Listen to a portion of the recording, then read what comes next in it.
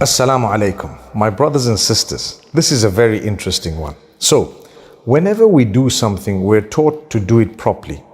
The Prophet ﷺ has taught us we should be doing things properly. Allah Almighty loves that when His worshipper does something, they do it thoroughly, they do it properly.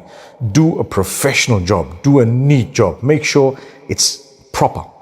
This is part of the quality that a believer ought to have. Now, if you're doing things and it's not proper, you may get them done. But it would be more pleasing to Allah if you did it thoroughly and properly, because that's the way He would like it to be. So whenever you're doing something, make sure you do it neat, prim and proper. Now, there are people who ask me about my beard. How on earth do you get it so black or so dark and so neat and whatever? My brothers, you better learn to say mashallah tabarakallah. And like we say, Allahumma barik lahu. May Allah grant us goodness. I tell you, if you have hair, you need to honor the fact that you have hair. Look after it. You need to oil it. You need to comb it. You need to cut it, trim it. You need to make sure that you have it prim and prop. And at the same time, the Prophet, peace be upon him, has asked us to deface the gray hair. Deface the gray hair with what? With henna. Henna comes in different colors. Obviously, the jet black is to be avoided according to some scholars. Some say that, in fact, a lot would say the extra that speaks about the avoiding of the black is actually not from the statement of the Prophet, peace be upon him. Nonetheless, you can avoid it by using brown or tints of brown, the dark brown.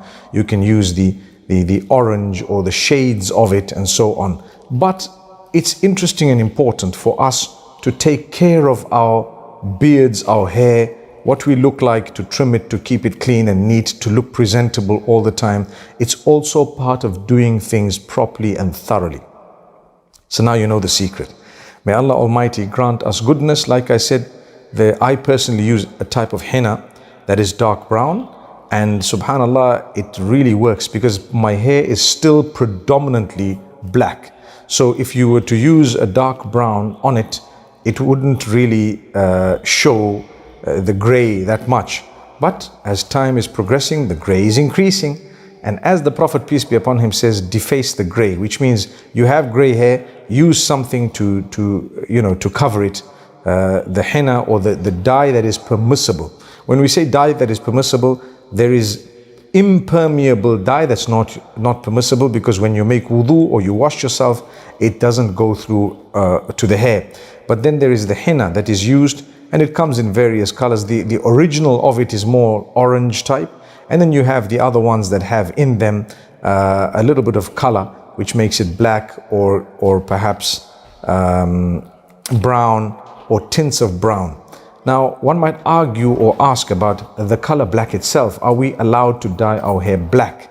So, like I just said earlier, there is a debate regarding the hadith, the extra in the hadith about avoiding black. Is it from the words of the Prophet, peace be upon him, or not? The vast majority say that extra is not from the words of the Prophet, peace be upon him. And then there is evidence of some of the companions who, in the presence of the Prophet, did use black, and he didn't say anything to them, which means if it was prohibited, he would have. So there is evidence to prove that that extra was just the opinion of the person who narrated the hadith.